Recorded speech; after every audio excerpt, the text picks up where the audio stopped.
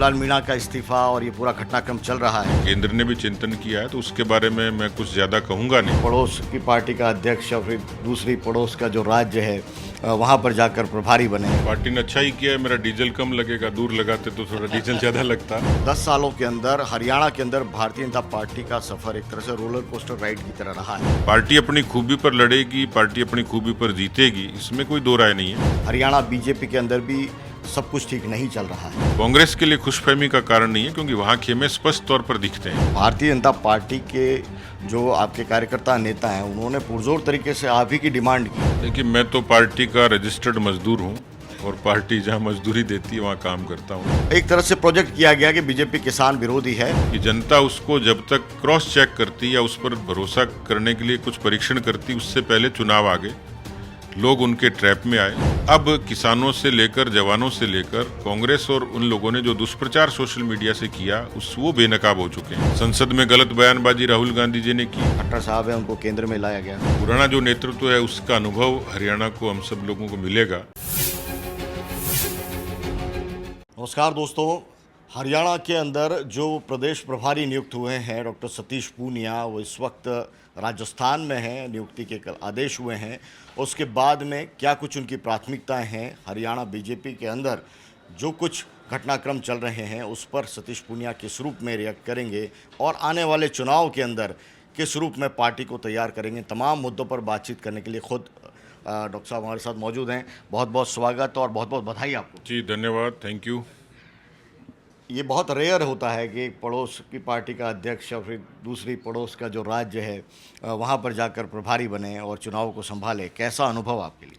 Party ने अच्छा ही किया है, मेरा डीजल कम लगेगा, दूर लगाते तो थोड़ा डीजल ज़्यादा लगता। लेकिन पिछले लोकसभा में भले ही समय कम था, 20-22 दिन का समय मिला, उम्मीदवारों की घोषणा हो चुकी थी, लेकिन जितना मैं 20-22 दिन में समझ सका, क्योंकि जब गया था तो लोग ये आकलन करते थे कि बीजेपी को 0 सीट मिलेंगी, कांग्रेस क्लीन स्वीप करेगी। बावजूद उसके 5 सीटें, मैं मानता हूँ एक सम्मानजनक सा स्कोर है। हम लोग पिछला स्कोर अचीव नहीं कर पाए, लेकिन जब असेंबली का एनालिसिस किया तो हम कांग्रेस से आगे थे। कुल मिलाकर जो हरियाणा का जो परंपरागत एक मिजाज रहा है वो कांग्रेस के खिलाफ रहा है बहुत अरसे से, कई दशकों तक। उस मिजाज के रहते हुए चौधरी देवीलाल जी से लेके, लोकदल से लेके, इनोले से लेके भारतीय जनता पार्टी को समर्थन हमेशा मिलता रहा है।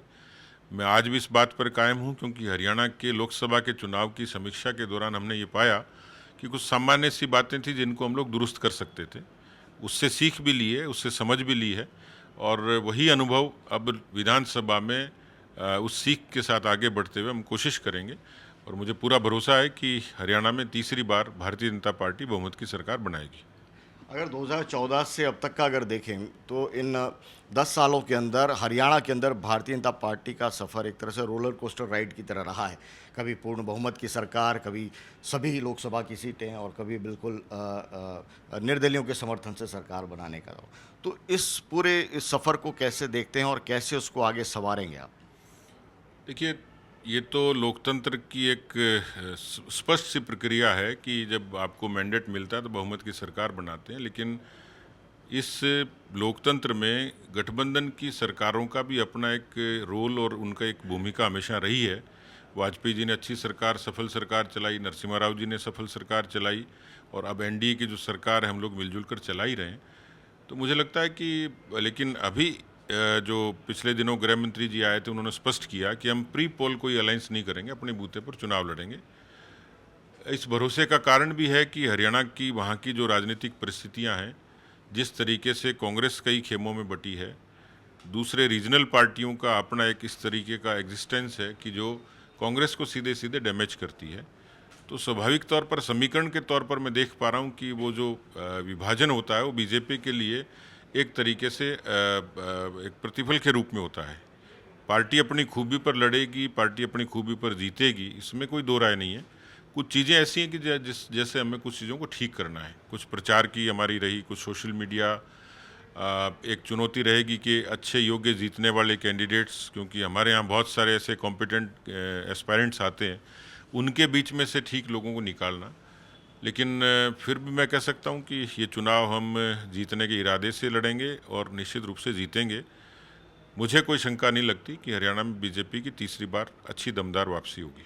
आपने कांग्रेस को कहा गुटबाजी के लिए, लेकिन लोकसभा चुनाव के परिणाम साफ तौर पर इशारा करते हैं कि हरियाणा बीजेपी के अंदर भी सब कुछ ठीक नहीं चल रहा है।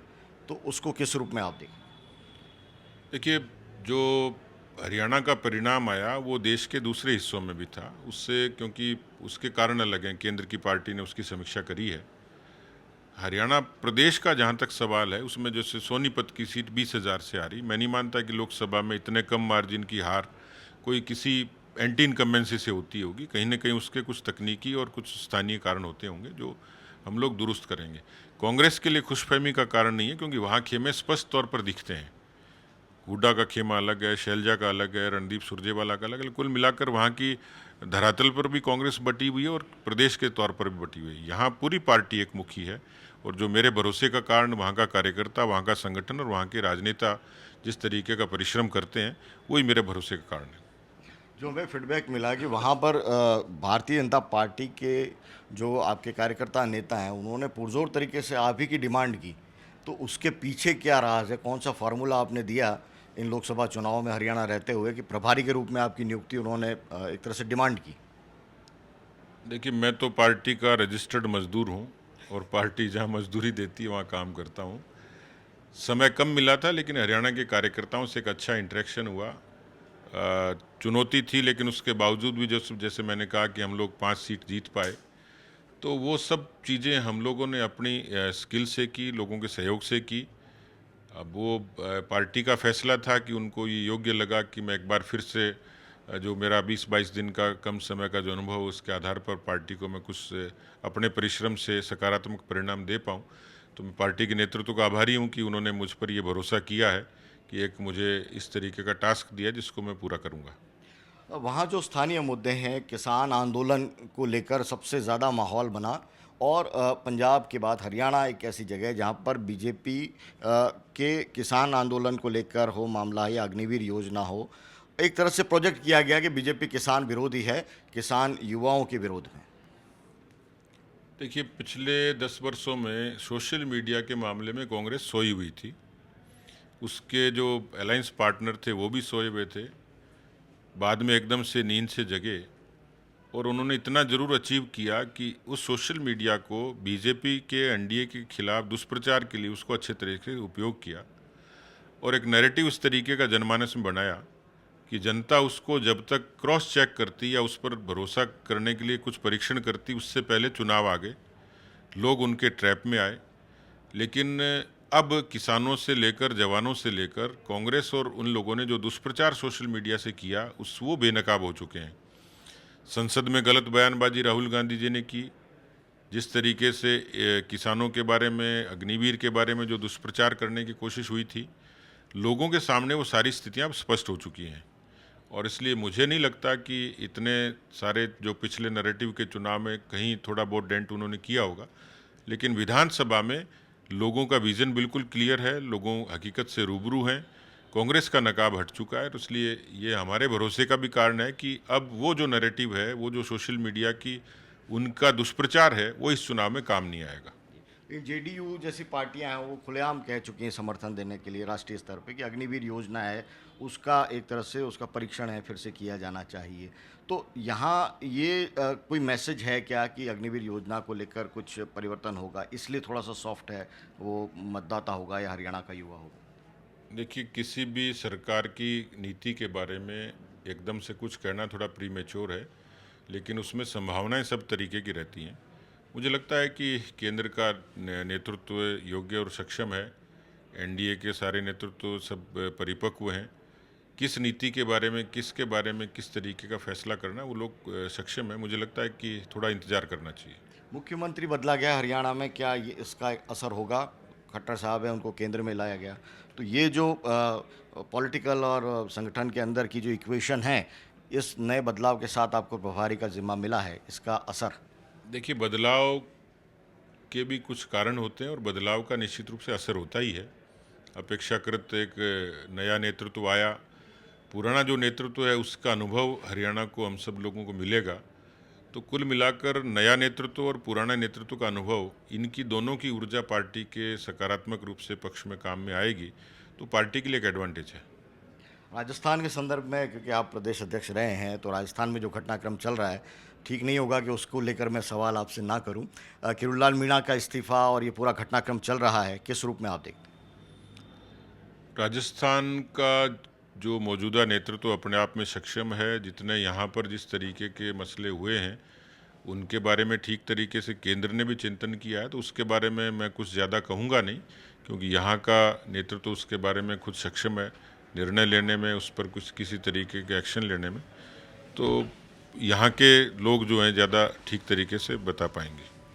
कितनी सीटें हरियाणा के अंदर आखिरी सीट? सीट का आकलन नहीं है, क्योंकि मैं बताऊंगा और एक सीट भी कम आ जाएगी तो मुझे पूछोगे, लेकिन इतना कह सकता हूँ कि बहुमत की सरकार बनाएंगे। बहुत बहुत शुक्रिया पंजाब केसरी से बात करने के लिए। प्रदेश प्रभारी नियुक्त हुए हैं हरियाणा के सतीश पूनिया, और पंजाब केसरी से एक्सक्लूसिव बातचीत में कहा कि किसी तरह का अलायंस है, कम से कम प्री पोल, उसमें पार्टी नहीं जाएगी हरियाणा में, और बहुमत से जीत का दावा कर रहे हैं। चुनाव जैसे से आगे बढ़ेगा, घटनाक्रम पर लगातार हम नज़र रखेंगे। पूनिया जी जयपुर आते रहेंगे, उनसे और बात करेंगे। बहुत बहुत शुक्रिया हमें समय देने के लिए। सहयोगी हरिनाम और कैमरा पर्सन कृष्ण के साथ विशाल सूर्यकांत, पंजाब केसरी टीवी, जयपुर।